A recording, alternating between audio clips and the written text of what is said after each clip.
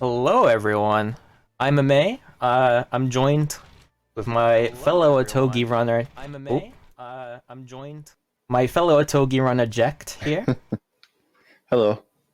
So this is Otogi Myth of Demons. It's on the original Xbox, the very old From Software game, a little gem that not many people know of. There's occasionally one or two people who come along. They're like, "Hey, I remember this game."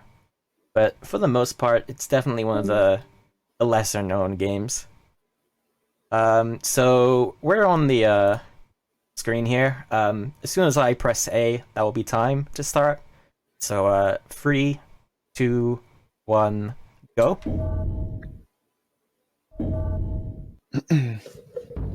Alright, so this is, as he said, Otogi Myth of Demons. It came out in around 2002.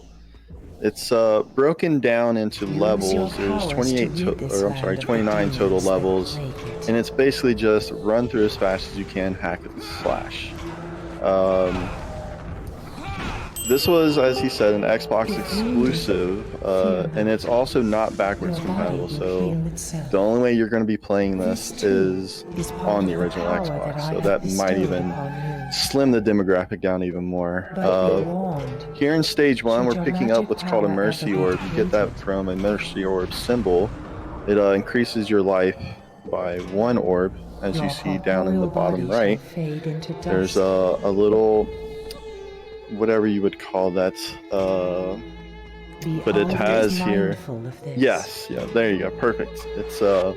It's got little orbs that circle it, and then the purple circle there, you see it kind of going down and up, fluctuating. That is our magic that determines a lot of what happens, but it's not normally much of a problem to keep up with. But this first level, we're just killing things.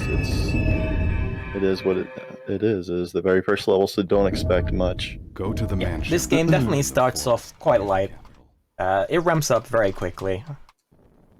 So yeah, it is a little bit of a roller coaster. It will slowly rise up a little bit, and it's, you know, you'll start to see the difficulty. I think we've managed to make the route fairly okay for the most part, especially since we first started playing it. Most of the objectives are very straightforward in this game. There's a few bosses here and there. Right now, we're being tasked with just killing the big staff Raven Yasha. yeah. One really cool thing about this game as well is how destructive the environments are. It's, as far as I know, it's fairly ahead of its time, and it's really nice visually, and I love the sounds of this game as well. Also, a lot of lore to be had, but we don't have time to listen to all that. Yeah, we're just gonna be focusing on the speedy aspect here. As we should. As we should. Copper mirrors that spew forth demons. So, in this level, we're just gonna go through, destroy a couple of copper mirrors. But in that time, I just want to explain what I've been doing the past couple of levels. So there is a certain attack, which is kind of like a downward slam attack. And it's got a lot of utility in the run. We can use it to stun lock certain enemies. Almost all enemies can be stun locked. Sadly, not all of them. But there's also another mechanic in the game where, if I can manage to get out of this, where enemies, if you attack them from the front, will sometimes block your attacks. And I've definitely found that the bosses in the game will block attacks more often than not.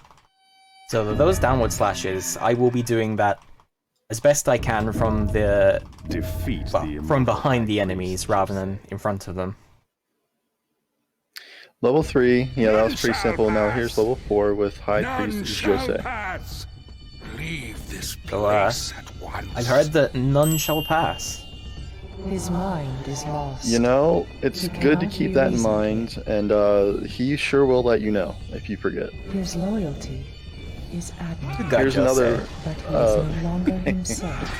Definitely, I appreciate his presence. Here's another Mercy Orb symbol that we destroy a few of these throughout the run, not all of them, but we do like to have the security of, you know, not being one-shot by anything. Hopefully. it can still happen.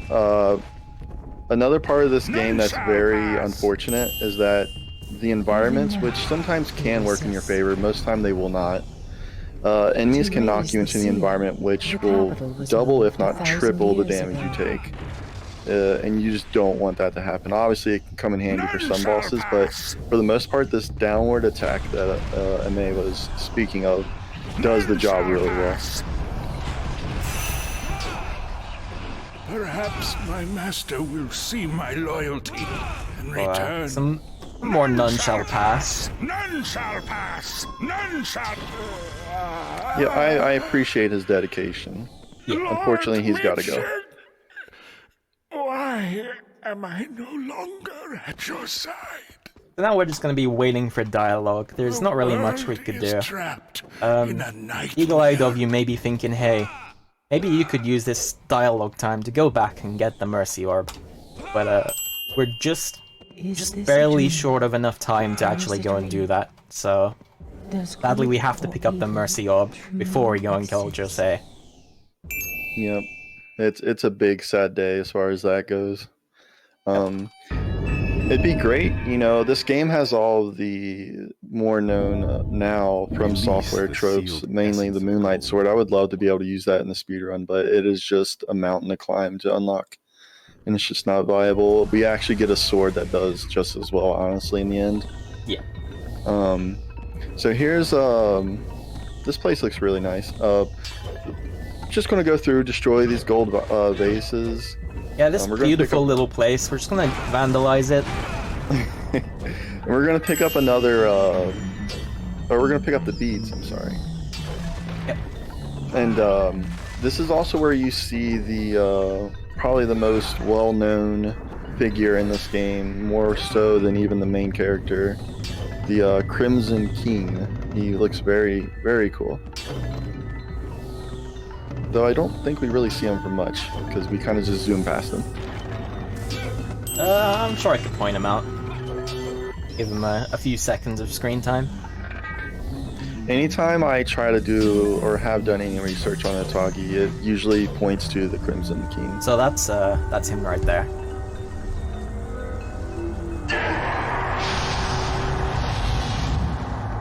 I think that'll do. Yeah. Yeah, he's really cool looking, and I guess a lot of people seem to agree. There's a secret wall here. We need those beads. Yep, so the beads are an accessory. There are in fact accessories in this game. They can give you different status buffs. Some of them, like the beads that we just picked up, increase your damage. There's also other beads which can be used to augment your magic capacity, which we'll cover later on. And there's also status effect resistances, so you're less likely to catch fire, stuff like that. So here comes our first menuing, I guess you could say. We're going to buy a spell called Butterfly, and then we'll be equipping it as well as the beads we just picked up. Butterfly is extremely useful in this run, as it kind of sprays out in sort of a shotgun blast of butterflies. It covers a lot of ground, which is very useful. So, onto the Soul Cooler. You'd like to cover the start of this one? So, this boss is pretty cool. They have a lot of unique mechanics in this game, mainly being this one here, where when the moon is covered by the clouds here, you'll see these little flames drain your magic. I didn't really speak about it a lot, but the purple meter that is inside your life orbs, when that goes all the way down, you begin to lose life, and then you die. But when you die in this game, you just do levels over. So when the moon is covered here, you're basically going to be losing a lot of magic. But when the moon goes away, that is the only time the Soul Caller here is vulnerable to attack. Also, I don't know if you knew, Ameiii, but you can actually just do a regular strong attack and it'll knock her into the wall and do more damage. I didn't think about that, but yeah, that should work. Yeah, you can actually one-cycle her if you do it well. Today I learned. Yes.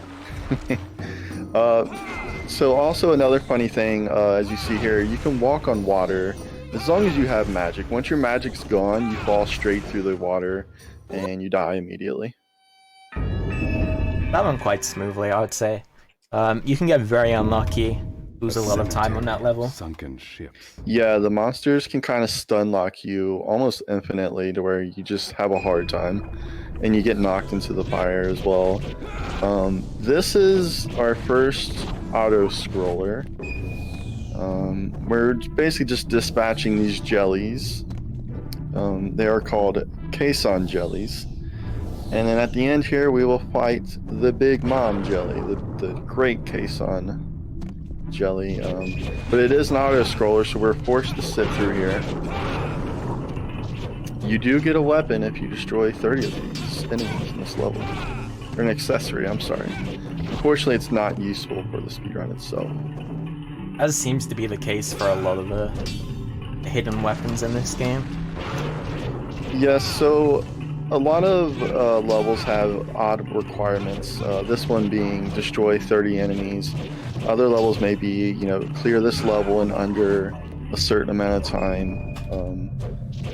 We have a fairly strict regiment as far as the weapons we need. Any extra weapons we get usually just kind of sit in the inventory, never get touched.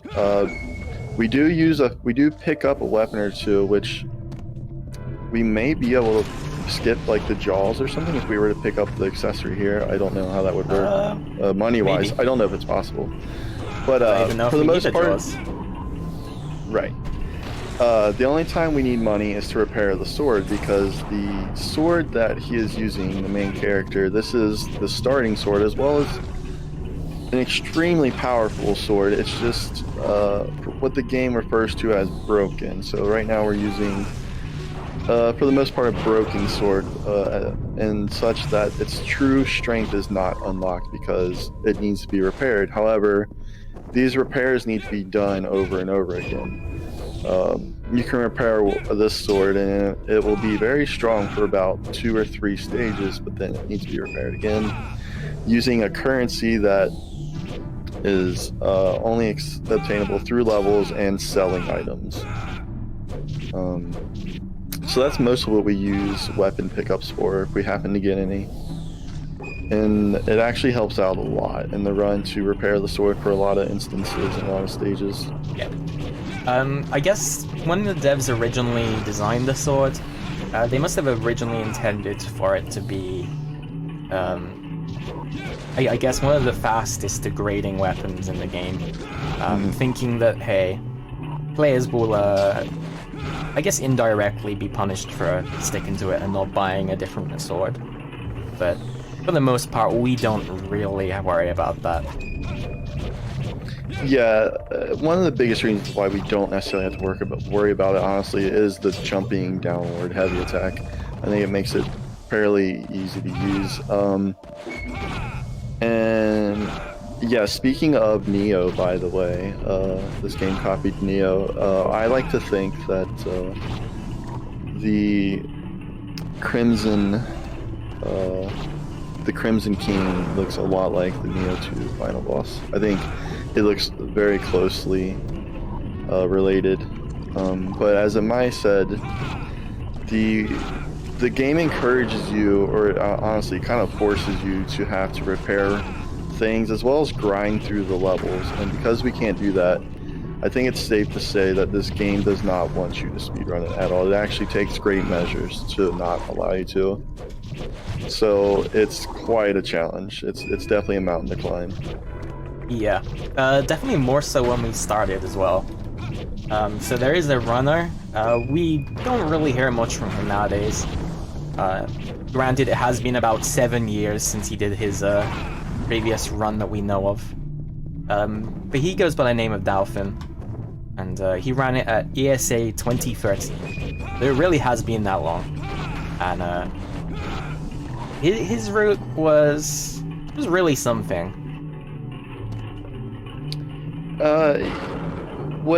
So we kind of revived the run after so long, and even still, I mean, you know, we kind of take breaks from this game intermittently just because it is kind of it's a lot to take on. But lately, we've kind of rerouted a large portion of it to where we rely more on magic than the route had originally done. And it is a superior route by a lot. And it makes the run actually much more... you don't want to pull your hair out as badly as you once would have with Dalpin's route. But... still might end up bald by the end of the month. So here's the great Caisson jelly, and this is actually a great time for me to speak about the magic charging in this game. So the way this game handles spells is the button you're pressing for a spell is the X button on the original Xbox controller. You can fire it, which is just like a light attack, a light version of that spell. You can hold it to charge it, and I do believe it has 2 stages of charging. So you have the light attack, stage 1 charged, and then stage 2 charged, which is the fully charged version. Alternatively, you can sit and hold the spell charge, which takes about 3 seconds. And you're completely vulnerable to the enemies. So if they hit you while you're trying to charge, it actually will stop the charge. A mechanic they put in this game is that you can do 3 light sword attacks, and then if you follow that up with a spell attack, it actually combos and allows you to do a fully charged spell after the 3 slashes. And that's also something we heavily abuse in this run, as well as the downward slash with the sword. In this level, we're just breaking the pillars. This is level 8 of 29.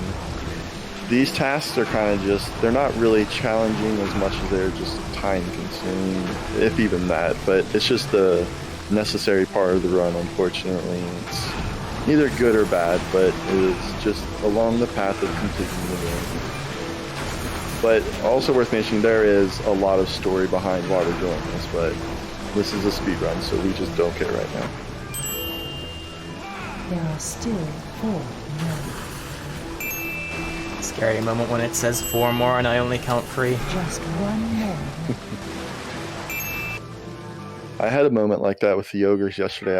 I wasted 1 whole minute because I thought there was an ogre left because it told me it was, but there wasn't. A holy graveyard. It happens. It definitely happens. Yeah, it's good to keep an eye out of what you're doing and not really listen as much. Here is an issue. I love this boss, by the way. This is the Kadara insect. You're not meant, not in the speedrun anyways. Well, in general, you're not meant to kill him the first go.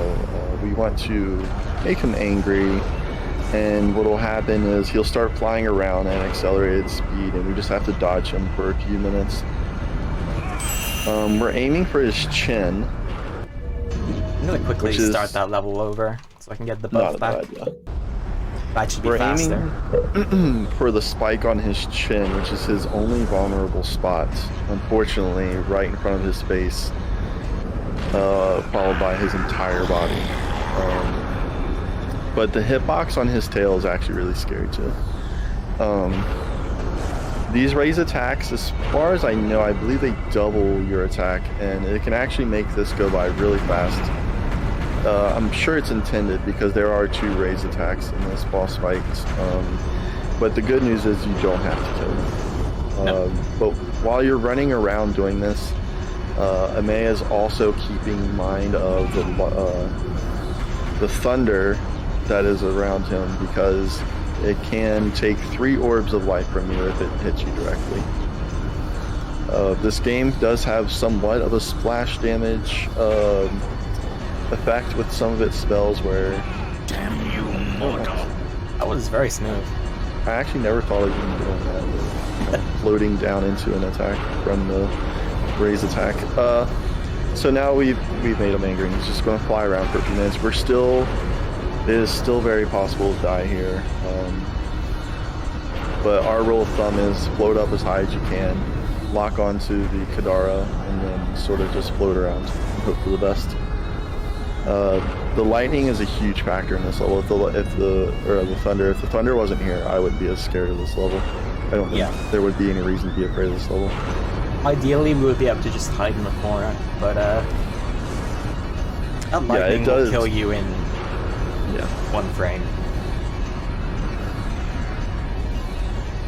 It's time to put an end to this. That should come up to the end of the level. Yeah, so he kind of has he says something a little here and there because he's an insect that talks because lore, and shortly after the stage will end, and then we'll actually go into a stage here that we'll be picking up, or we'll be intentionally picking up our first weapon. This is a new addition to the route, actually. Less than a week old, as well. Yes. Once we realized the power of this staff here, well, I'm sorry, the Phoenix, really. This is the Phoenix staff, is it not? Or no, this one is the butterfly. It's not. Yeah, the butterfly. I actually got the Phoenix staff the other day. Didn't even mean to. Nice. Absolutely useless. Yes. How great. So you do get staff. that a lot. You do pick up a lot of useless weapons. Also, if you pick up the raise attack on the way to the thing, you'll one cycle the crystal destruction every time. Ooh, where am I going? Game's a bit dark. There we are. So here's another mercy orb we're going to pick up to increase our life. Keep in mind, we really are kind of just running through this game bare bones for the most part. It used to be a little worse. We implemented a lot more HP increases, but they do come in handy. They aren't for nothing.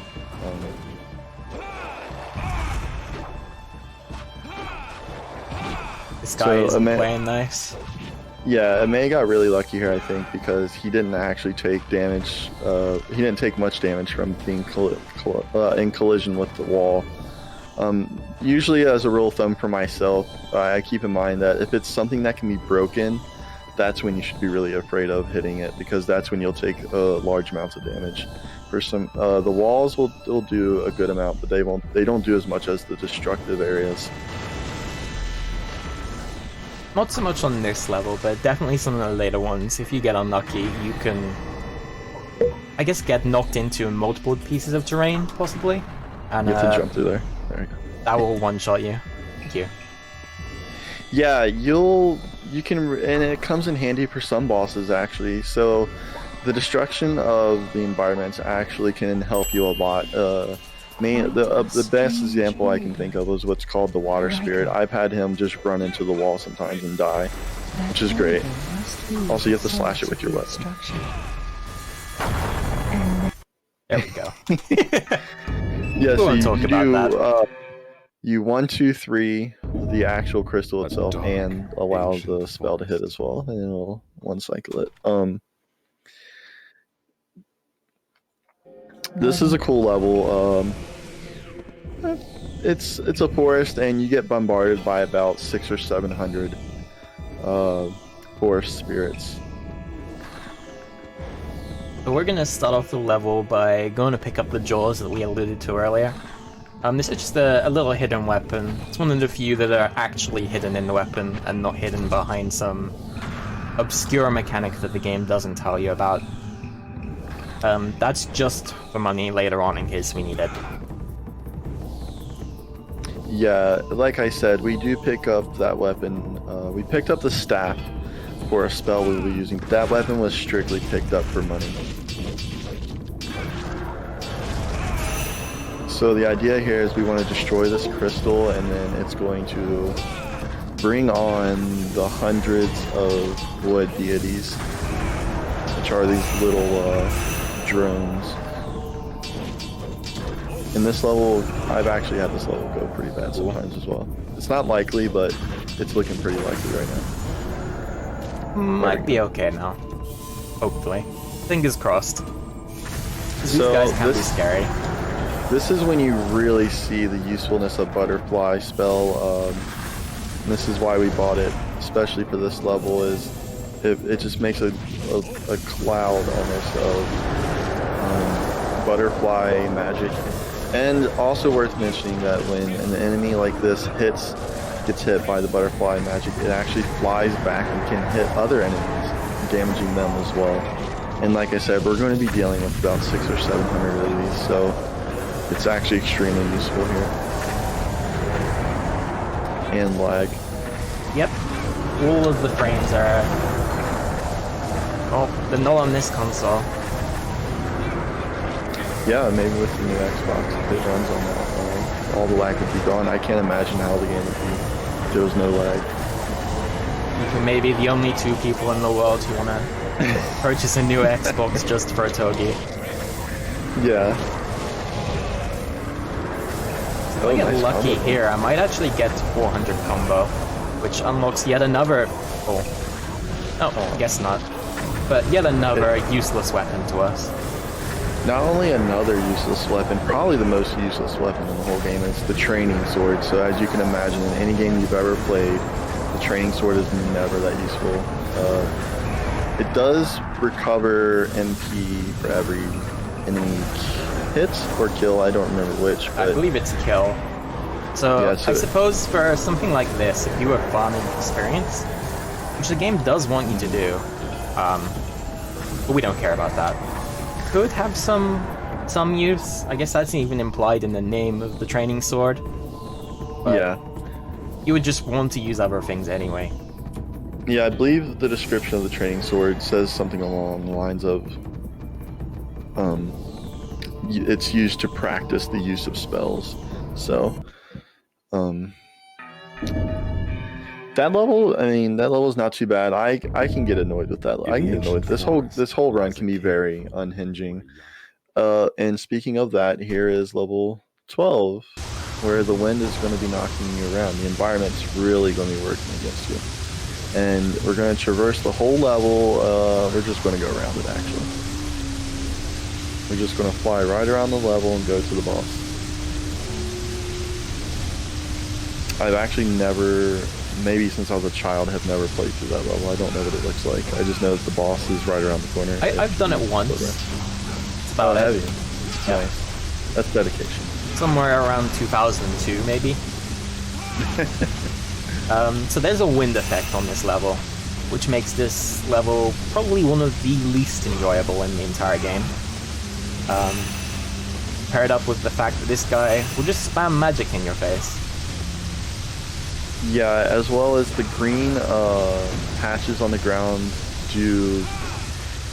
When you take damage in this game, your animation stops no matter what you're doing. So even these little clouds, if you run into them, it's just going to stop your attacks. And as you can see, Ameiii is doing environmental damage as well. And if you do enough slashes in the same area, you'll start to go through the floor, which is pretty great. That went fairly smoothly considering the start there. I could have gone pear-shaped very fast. A volcano. So we're gonna buy. Just as Jack reminded me so kindly. If I hadn't bought, I would have had to go back out to the menu because it is just that important. You would lose multiple minutes. Yeah. Phoenix is a spell that has come across in the new route as well. At the time, we thought it was one of the spells that was completely useless, but amazingly, it's actually extremely useful because I think the main reason why is, especially in these ogre levels, is that it does burn damage. So it does DOT, you know, it will do damage over time. So in some of these levels, you'll be able to damage the monster and then just walk away and continue on while he slowly dies. This ogre level, the ogres themselves, as with a lot of these levels, the main objectives themselves are not really much of the challenge. It's the environment that you're in, as well as the small enemies around the objective. I think that's where a lot of the challenge comes from, and also just knowing that if you just get hit into any of these things, you're going to take damage that's multiplied by the environment. It's very scary. Yeah. I'm just gonna pick up a cure status there, since I knew I was on fire. Typically fire will cause you to lose 1.5 orbs of your health. So I just spared myself a little bit there. And now I have a raise attack. These guys will literally melt in one cast. As long as I hit them, that is. So these guys can only be damaged from the back. They guard every single attack from the front, unfortunately. Which, You must defeat again, is all another more. theme this game seems to have. Oh, you can only you can shoot them once and walk away. I didn't know that. Yeah, Huh. very handy. Well, that explains why I've been losing time.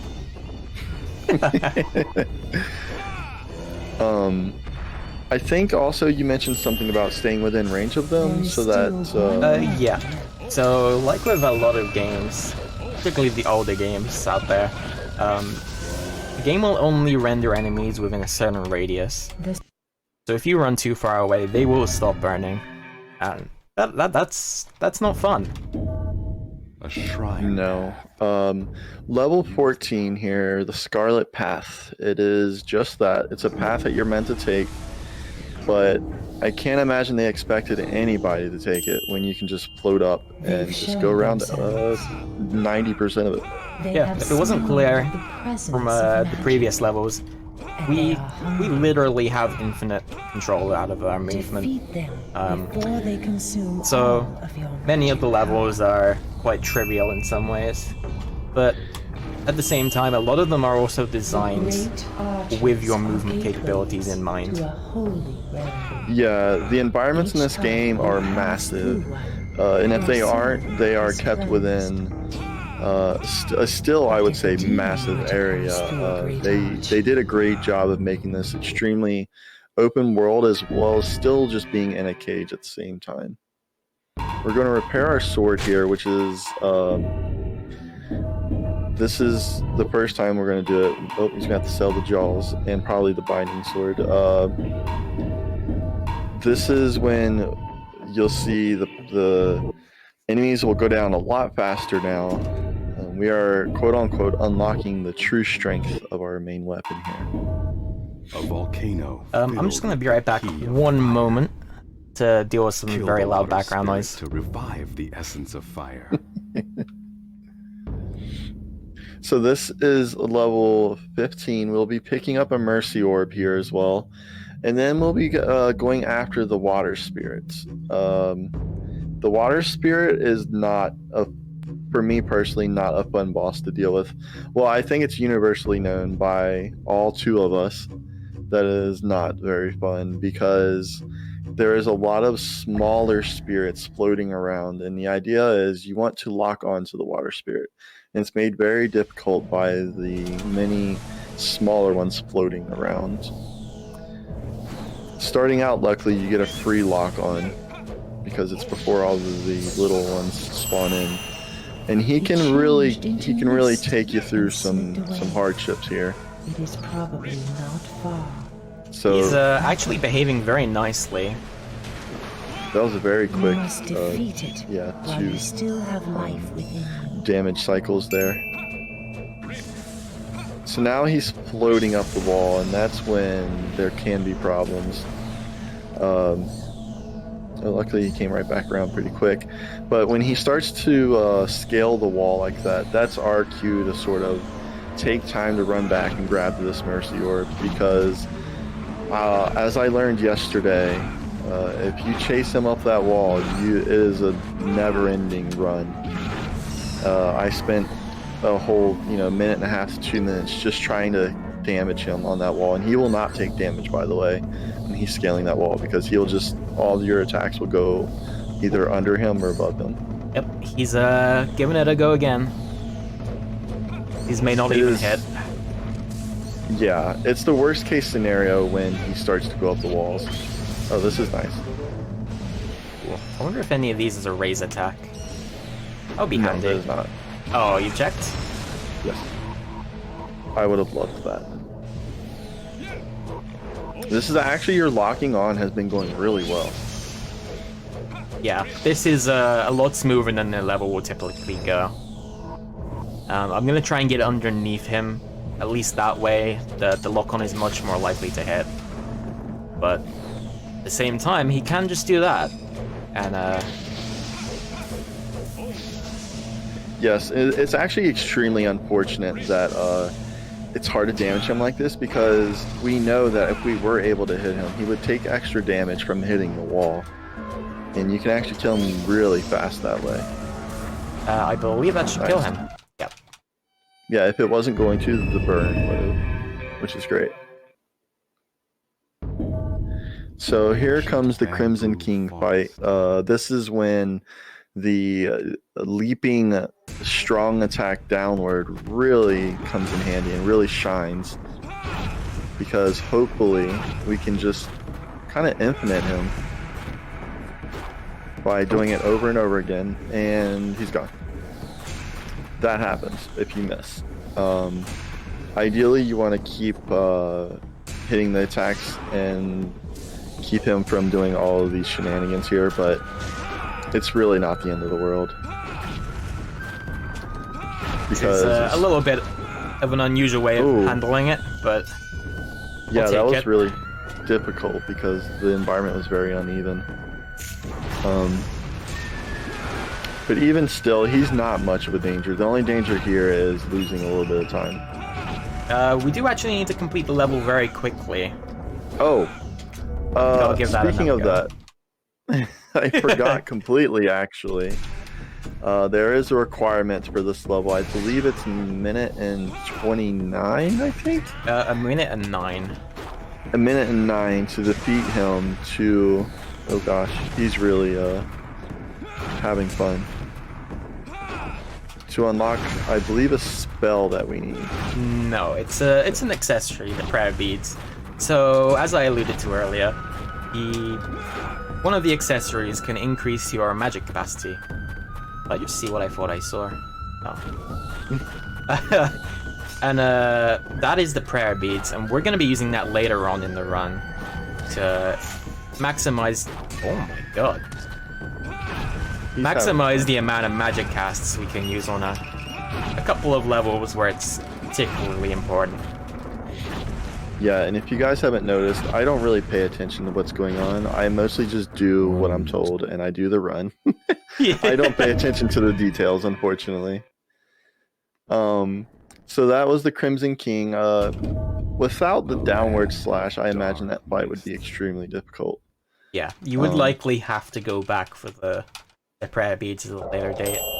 Or a later time in the run. Of the soul points level 17 is pretty straightforward. This is actually the None Shall Pass High Priest Jose level, except we're just going backwards. We're starting where Jose was and just moving our way in reverse, which actually a lot of these levels are designed that way. It's really interesting that some levels are even upside down than the upside down version of others. We're going to be going here to kill the giant axe Blackwing. It's not much of a fight, honestly, and we might even have our repair done with some extra damage on deck, and it does not. It can do what most can do, though. It can block a lot of the attacks, but for the most part, it's not a challenge. Ooh, so there's a little gap there, and I need to be very careful not to plunge all the way to the bottom of the map. I may have done that once in the past, and vowed never to fall in there again. Yeah, I've dropped right into gap. Actually, my last run, I went to fight High Priest Jose, and I downward slashed right into a gap that I knew was there, and I knew immediately that it was a bad idea. Here we picked up Phoenix 2, the second level. There's 3 levels to each magic spell in this game, of the Phoenix spell, and we're just gonna use that in this level to kill the ogres much faster than we did the first time around. Yes, it's amazing that we weren't using Phoenix, because it's become such an asset to the run. Usually here we would have repaired our sword and then done the downward slash, if not a combo, on their backs, but now we can kind of just sit back and shoot. Makes this level a lot easier. Wasn't really a challenge before, well, it could have been, but it was more just of, man, I wish I didn't have to do this. It was definitely one of the harder ones, I will give it that. The crow demons that are around made it very difficult, these guys. Yeah. And they still give me a hard time, even with Phoenix. Funnily enough, the ogres that the game intends to be the difficult enemies are the least scary enemy on this level. Just one more Yeah. remains. The smaller enemies can kind of just hit you around and knock you into walls, and the bigger enemies sort of just, you know, revolve around them. I'm so glad that I didn't have to worry too much about that one. Go deep into That went the really cave good. where a Yeah. giant demon lurks. Again, with the implementation of Phoenix, this is also another boss that we would not normally use the Phoenix on, but it's actually pretty good. Because, you know, we don't want to have to go into the menus, and that happens, by the way. I might try and jump over that one. This is another level where it's the upside down version of another, where we would destroy the crystal at the end, near the beginning of the run. This is that level turned upside down, which is a much more dangerous version through that hallway. And you still somehow made it through without taking damage. Yeah, I don't understand. I have died so many times just in that little hallway. It is unbelievable. Yes, because that's a situation where you get knocked into one thing, which knocks you into another, which knocks you into another. So we're floating to the very end here to fight the Ameiii stone boss. And he kind of pokes around here in these levels. Again, I think these levels are really cool. I think this game is extremely unique, and it's one of the reasons why as a kid I thought it was so interesting. And actually, as I grew older and I had seemingly forgot about this game, there's small details that led me to faintly remember. So he's kind of just hyper beaming to the ground there. That is his stronger move. It doesn't really damage us too bad, so we're not too afraid of it. But this is the ultimate showdown, and he shoots projectiles. He shoots the same projectile as the final boss, actually, and you can deflect that spell back at him, but yeah. I guess that that black smoke may actually reduce your magic. I didn't even realize. Attempt 2. Yeah, you were very low on magic, actually. I didn't think that it would have been a factor, though. Everyone's favorite part of the level. Not a good start. Here we go. Yeah, I always just jump straight up and go. I don't normally have problems. I wonder if there's anything in here. Oh, that would be interesting. Oh, what is that? Oh. Restore NP. Oh. That's not useful, unfortunately. Oh, well, I guess it could a little bit, maybe. But I mean, it would have been useful earlier. So yeah, this hallway here is just annoying. But normally, this level isn't such a challenge. But if you do get too close to an open gap in the ground, you obviously will die. But it's funny because you're not necessarily dying from the fall. You're just kind of like, you hit like a certain atmosphere, and then the game's just like, yeah, you're gone. You know, because in this game, your movement is so infinite that they had to find a way to kill you through fall damage. And it's not really damage, it just kills you. Like, just one shot, you're gone. Gonna listen to what you advised me the other day and actually look down. We should probably do that on the it's that other level, the one with the jaws with a million enemies. Oh yeah. Just little optimizations in the middle of the marathon. It's alright. Looking down or looking at turning your camera towards the wall help in that level as well. Which is very actually impressive because the original Xbox at the time was actually by far the most powerful console at the time, and even a game that, you know, can still cause lag. But this game is very massive, so it's really no surprise. He's locked onto the boss here, and he's able to actually hit the Ameiii stone while he's down and in an area where if you tried to physically reach it, you would die, Deep as you saw within him the castle do is a beforehand. seemingly immortal Yeah. demon. So this is the Mist Lionette. Actually, my last 3 attempts, I've gotten the Mist Lionette in one cycle. A demon that dwells I'm not going to hold out for that. soul calls. Search west. Yeah, Lionette so- is a big bully. Yeah, hitting his head Perhaps you reduces the cannot chances defeat of this you one getting with blades, right? getting him hit. So like where you're hitting him now, and then on his side like that, on his butt, on his right side of his butt is where you'll get that. Doing that is bad. Oh.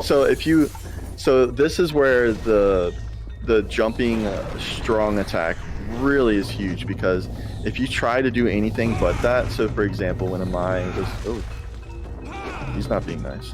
Nope. So for the most part, what we're trying to do here is we're trying to keep him from going to a certain part of the game, the stage where there's more enemies and it's just a bigger problem. And there's an enemy back here. I did not know that. Anyway, so if you do just the regular standing strong attack, that forces him to run away. I'm actually going to take a little detour since it's a marathon, just to be extra safe. So this is one of the mercy orbs that we usually don't pick up, but I'm going to grab it anyway. Yeah, so like I said with the Mist Lionette, if you do a regular strong attack like that on the Lionette, it actually forces him to run away. So you definitely don't want to do that. Little small food for thought. And now he's just blocking everything, which is causing huge problems. Yeah, I guess I shouldn't have gone for it. No surprise, honestly. Every time I go for that, every time I've tried to go for that, I've died. So A demon that dwells here. No, I'm still going to grab it. There's some very spooky stages later on that, although I'm kind of comfortable with, having extra health is always nice. So that's an understatement. You cannot defeat this one with blades, right? So even with the Mist Lionette running away, it's kind of cool because everything he's hitting, he's actually taking damage as well.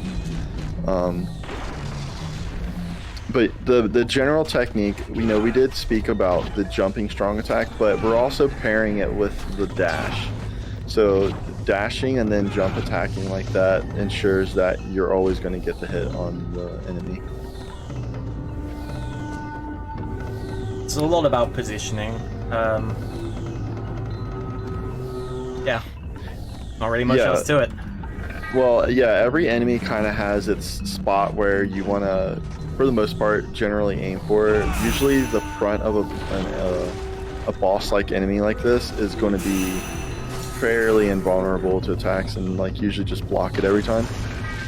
And this is just the Mist Lionette. This is what it's about. It runs away and you get really salty sometimes. So that room back there is where we don't want it to go, because there's a lot of environment damage as well as more enemies. Ooh, okay, so that's not bad. As long as it doesn't go back into that room, we're actually okay. There's a weapon back there as well, but we absolutely don't need it, especially for what it takes to get it. Yeah.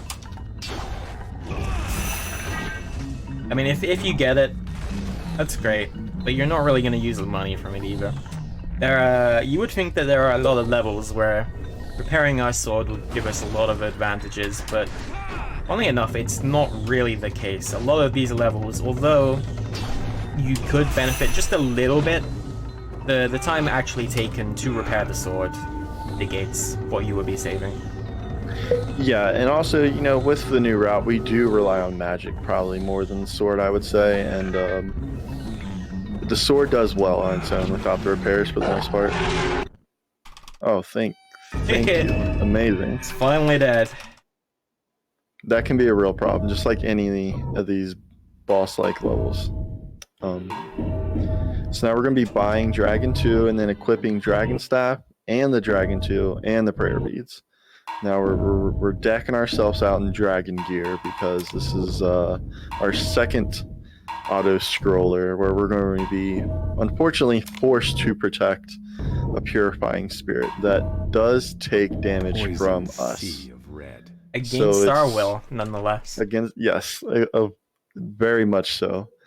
So the spell we're now turning to is Dragon. It's sort of it tracks for the most part. as you see, there's some instances where it may not seem it like it is. Poisonous vapors for you. But like I said, the core idea here is you want to minimize the amount of times you're going to be using the spell around the spirit. And it is what an auto scroller is. You're forced to wait around and chaperone the spirit and kill enemies along the way. There's also another weapon in this level that we can grab. It's completely optional, and as far as I'm concerned, it's just to show off to the enemies that you're able to kill them and still do more before the level's over. Which, funnily enough, isn't actually that difficult. No. And this is another level where there's actually a raise attack, which normally would be amazing, but this level it just does not matter because we're using spells. So I actually believe there are two. There is one really? down here. Oh, interesting. I did not know that. More uselessness that we could use in other levels. That'd be great. And the second one is over here. Both of them kind of in the middle of nowhere. Not really any enemies. The only thing we could really damage is a trusty little furry friend here. Like that. So just chilling, waiting for the level to go on, as you do. Yeah, auto scrollers are always kind of a drag.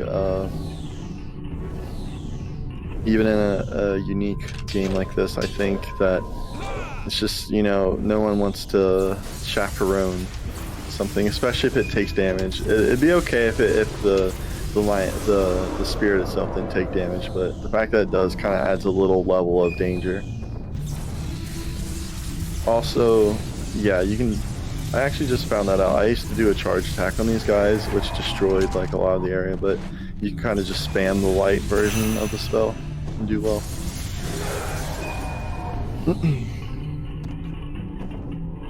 All of these spawns are fixed if you weren't aware.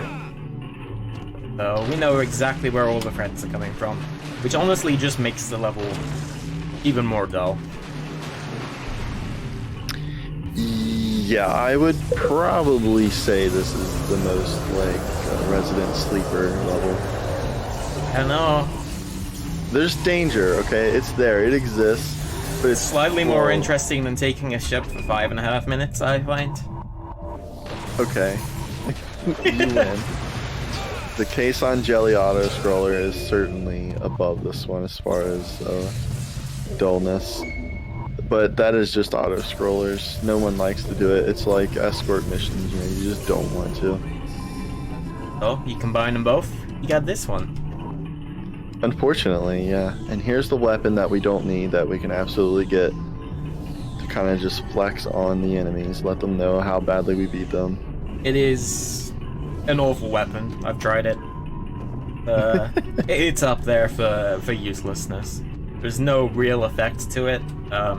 Most of the weapons will have certain effects, but not only does it have no effect, the damage sucks. It's really slow. Looks kind of ugly, so you don't even have that going for it. A searing volcano. Oh, well, that's unfortunate. Yeah. Here we are, level 22 of 29. As you can see, we're getting a little bit towards the end of the run, or at least the later third. Must be here somewhere. This level can go horrible, but I think you just I just got a double. Somewhere. Wow. Well, this would have been a gold in a regular run, probably already. Yeah. So the problem with these enemies here, just like any other place, is that they can block, and they will block, probably 70% of what you're throwing at them. So getting a double hit there is actually, you know, probably almost winning the lottery. Yeah. So there are actually two routes that we have. This one will be using what's known as the Orchid Malevolence, but there is also another route, which doesn't use that weapon, and instead you fight the final boss as the game kind of intends you to. But since you don't pick up the prayer beads, as in the same level, there's another item that you want to pick up, another accessory. This level here becomes, I would even go as far as to call it the gatekeeper of that run, because if they block too many times, you're gonna run out of magic very, very quickly. You have almost none to spare. Right, as he alluded to before, we are wearing an accessory that reduces our magic use, and you see that purple crescent bar there. We're already halfway gone, and if we wouldn't have had that accessory, it would probably be at like 15% or so. See if I can get this Mercy Orb. If not, it's not too big of a deal. It's just a nice little bonus. Yes, Alter. Like I said, there are a lot of similarities. You know, From Software famously just kind of goes through cycles where they'll revamp and redo a lot of older games and implement them into their newer ones. I really do. I love the Moonlight sword in this game. I wish it could be used in Speedrun. But one remains. There is one more. Oh, there he is. There's Nice. always one more in this level. Always. Always. That actually went pretty well. Yeah. Usually we wouldn't pick up that Mercy Orb, but A watery canyon. it'd never be too safe. Blossom. Yeah, I didn't even know it was there, so that's amazing. Let's just say, even though I have it, it doesn't really help me that much. I will die very quickly. Here's another level with a time constraint. We want to get through this in 1 minute and 39 seconds or less to get the level 3 butterfly spell. Butterfly 3, which is extremely dire and necessary. This level can be a huge nuisance because these guys do kind of come at you quickly, but as well there's thunder that's going to be coming in. We kind of want to get through the level before thunder becomes a problem, but the thunder will one-shot you. And it's likely to. The outer world is powerful. None can escape it.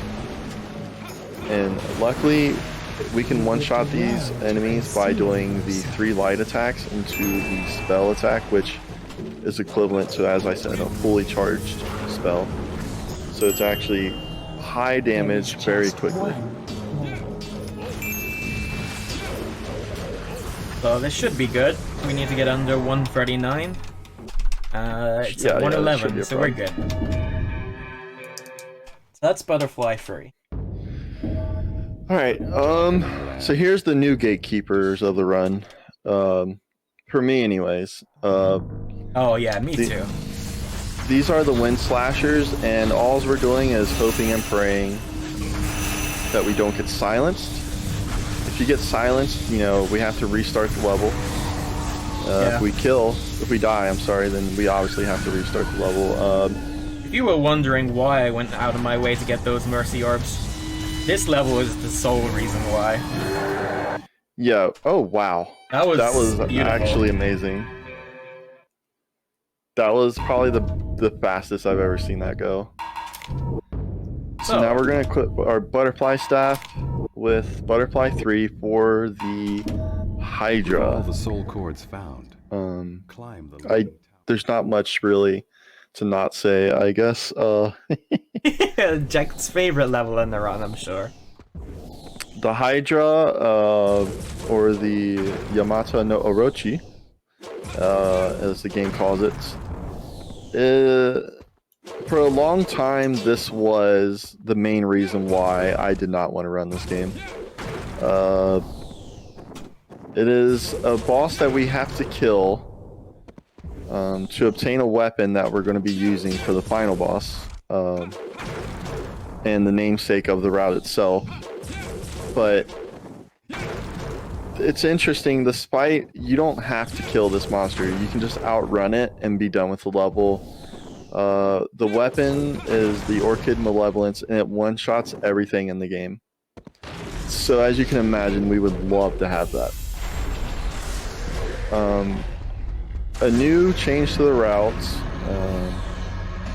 has now brought us into using Butterfly 3 and also deflecting these attacks, which is huge damage. Normally, well, when we first came about this game, the idea was deflect attacks for all the damage. It was completely RNG based, and if they didn't give you the attacks you needed, you just weren't going to succeed. So now that we've implemented magic into it, all thanks to GB-chan and chat, his contribution to research is why we now realize that using magic here is far superior than trying to just rely on them. This isn't looking great. Nope, I'll give that one another go. Those little floating purple wisps, I guess. If they touch you, they will drain your magic. Yeah, shout out to GB-chan. Even though she doesn't play the game, he has probably changed the routing more than anyone else has. So that's something.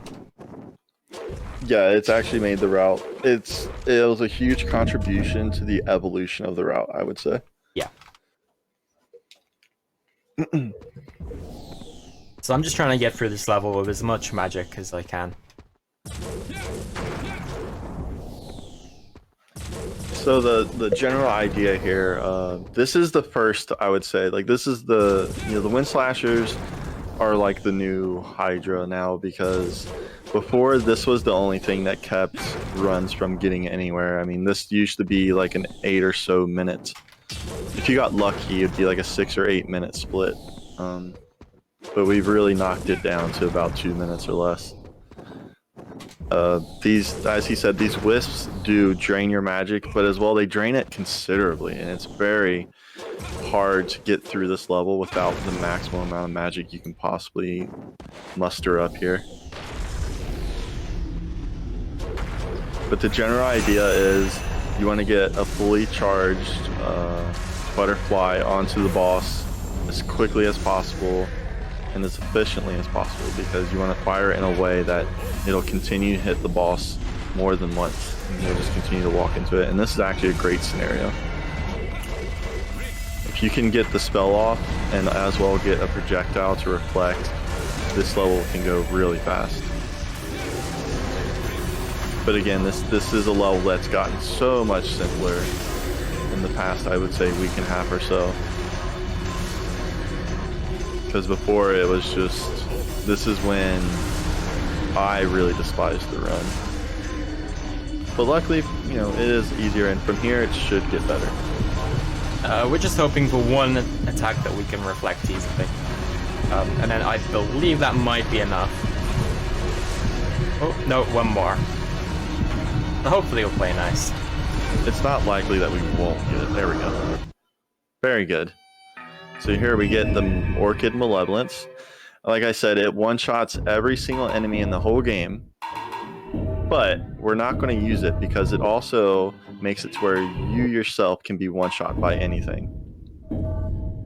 So in a game with all these things floating around, it's a terrible idea. So he repaired his sword. We're bringing again the true power. We're going to be doing the Northeast the last 3 levels before the final boss. Not much to say about this level. We're just going around collecting orbs. I'm sure there's some great lore behind it that we will just never know about. I'm just gonna quite intentionally avoid using my sword as much as possible here. Even though I've repaired it for this level, I'm not gonna be using it. I'm gonna be relying almost solely on magic. The 5 orbs are the key to breaking the spell.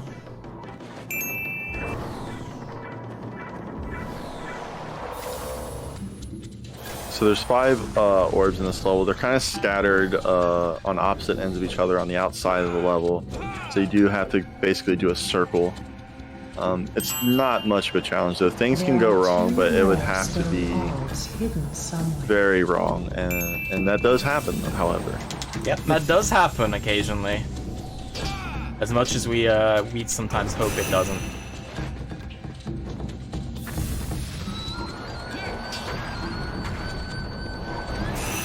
He's not playing nice.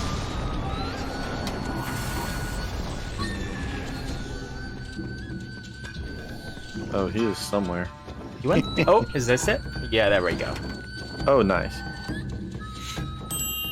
So this is level 26. We have 1 orb left, I believe, and this is 26 of 29. So after this, coming up here, we have what I would say the Demon Souls final boss, the lore boss, where it's not a challenge really. There's not much fighting going on. It's just supposed to be an interesting encounter, as with the Demon Souls final boss, of the demon god. where you kind of just you kill it, and it just can't do anything really. Do Yep. you see the But luckily for us, stakes this impaling isn't its the last poles? boss. We do have a little bit more to go. You must So this drive is in the those stakes the with demon all god of your Nayuta. might. In the lore, this Remember, is the strongest being, is a or I powerful suppose demon. strongest god, which Even whether the that's a court being or feared not, in the entire must Otogi have your universe. wits This about is you. the greatest creature in existence. Thankfully, he's chained up, and we don't have to fight him. And what we're doing is sealing him away because he's getting loose. So we're fastening these. With our sword, we're knocking these nails back into place so that he cannot be released to destroy the world. Does seem to be a little bit out of nowhere. I will give that. Sure, there's lore. Yeah.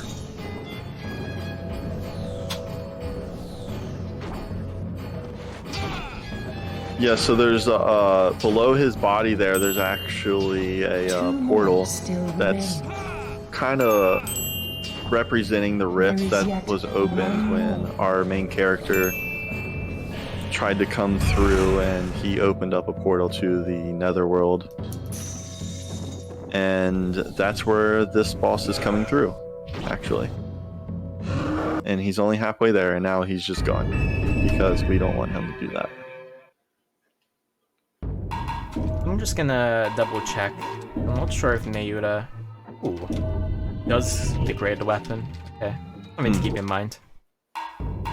So The ruins this of is Imperial float. the last, the game throwing everything and the kitchen sink at us before the last boss. This is a boss rush made up of 3 of the bosses that we've fought throughout the game. Oh, that was interesting. This is the boss rush, and it's done in a way that we really have to plan out what we're going to do, especially here, because the idea is we want to knock the enemies through the glass. This can take a very long time, but especially with how strong the spell is, and it can actually one-shot them sometimes, so it can be very frustrating. Something we didn't touch on earlier is particularly the butterfly spell. If you hit an enemy in a certain direction, they won't necessarily fly in that direction. Right, so as I mentioned before, it does kind of a shotgun blast. So what that means is any of those butterflies can knock it in a direction that doesn't seem necessary. Beautiful. Okay, so that went really well. That was the wind slashers we actually just dealt with. And now we're going to break this pillar here and get a raise attack that's hiding away. And we make a point to not destroy that pillar and accidentally pick that up while we're dealing with the enemies in the area. So here's another enemy boss that we you have to approach in a certain way. It's all the movements we're doing here, especially on these later areas, they're very calculated. It may seem like we're just running in and attacking, but the angles we go at, the route we take is actually very calculated and thought through.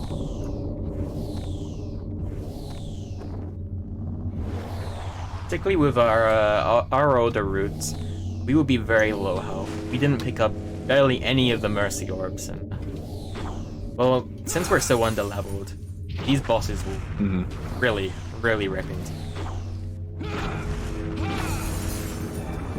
Yeah, so for this marathon here, we're definitely rocking more HP than we normally have, so we're very fortunate. But the fear of dying is definitely still there, because it's as I said many times, it's not necessarily even the enemies we're worried about. We're worried about the environment that they can knock us into, and because the enemies themselves aren't really too strong. So this is the last enemy in the boss rush. The demon? Raven something. The demon Raven King. That's the one. Yeah, this is the one that ended one of my runs. A couple days ago that I was very upset about because he's normally a very straightforward boss. But it's just kind of a testament to this game can really just throw you through something crazy. He is when he sits especially... still. Huh? He is if he stays still. Okay, there we go. So we're going into the final level here. We just gotta get to the center to enter a portal. So yeah, so we're gonna go to the center of this tower here, and it's gonna go into the final boss fight. We're gonna equip that weapon we got from the Hydra, the Orchid Malevolence, the weapon that one-shots everything. That also includes the final boss. He has 3 cycles. And on the cutscene on the 3rd cycle, so you'll see Beyond the night you'll see 3 sky. cutscenes that initiate after 3 attacks from this weapon, and then on the start of the cutscene, the 3rd time is when time will end. Yeah, so be ready on time. That's 1. This is actually a really cool fight. We just we don't want to deal with it. And then if I manage to hit him, and that's time. So that was Otogi. I die, despised. Nice. 1, 10, 11. Not even bad for how safe we played it and how many times we died. Yep. So But I guess this we'll is the give it a path little I shout out chose. first. If Princess, you meet this criteria, forgive 1, this you own an fool Xbox. for leaving you alone 2, you have a capture card or a way to capture the game. 3, somehow you obtained a copy of Otogi. Use my flesh. And 4, you're crazy Breathe enough to life run it. into this dark world. Don't be a stranger. We'd love to have more people run it. As much as we rag on it, it's definitely a what we unique game, waited and 1,000 years for? it appeals to certain tastes that I guess other speedruns won't Those touch. who are separated are forever doomed to be so- apart. Dekt, where can they find you and your speedruns? Oh, well, I stream every day. Were you seeking I am a nothing part more of, mostly a than part of what's training? known as the Kingsfield speedrunning community, which is actually another From Software game. Was One of it the first games they ever wrong to made, but believe we needed as you can see, my power name is to I Am live? Jacked on Twitch. I stream every day. It's usually Kingsfield, Otogi, and every once in a while I'll do something different. For the most part, I like sticking to a strict schedule myself personally. And what about you, Ameiii? Well, other than popping into your streams, hoping to one day rarely catch that spectacular Near Automata stream. I do genuinely go into his stream every day. He's not getting away from it. But I typically speedrun Near Automata, occasionally other games, your Gestalt, Drakengard, and you can find me at twitch.tv/Ameiii. My Twitch handle has 3 eyes, so Ameiii, I. Yeah, we do have a Discord for the Otogi speedruns. You can find that through speedrun.com. But I think that about wraps it up. Any last words, Jack? Yeah, small disclaimer. I do get salty on stream, so be ready. Please. Yeah, It's not for the faint of heart. beautiful. Oh yeah, and Isle of You. That's a great game. Maybe you'll see that one day. Anyway, so thank you for having me in this marathon. Coming up is a bunch of other runs. I believe there's still a couple more to go. Particularly, personally, I'm looking forward to a certain 3v3. Keep your eyes peeled for that one. And good luck to anyone who's running in the next 12 hours, I believe, somewhere around there. So, thank you. Yes, and thanks for having me as well, guys. Thank you, guys. Thank you.